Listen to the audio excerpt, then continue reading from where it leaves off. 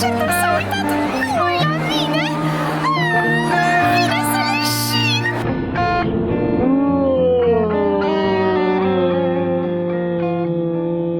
Am citit în stele, special pentru voi. Scorpion!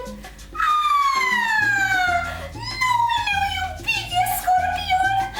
Ard în flacări pentru tine! Știi prea bine! Elevii de liceu s-au arătat total nemulțumiți de subiectele de la simulări. Iată ce a declarat o elevă de la liceul Pol și Mol din satul Pierdevară. Ce vrei să zic? Sunt foarte dezamăgită. În loc să fac semnul de frumusețe, am venit la simulări.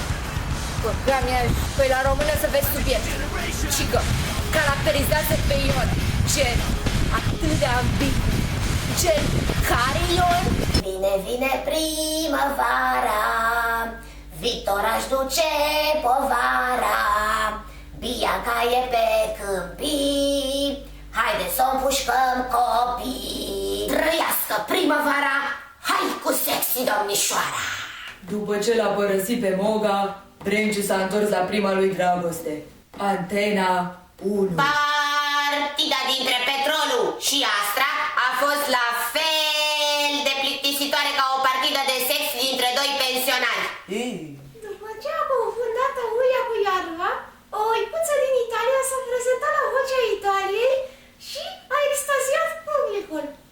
Aceasta a inspirat și o icuță de la o răstire susonă.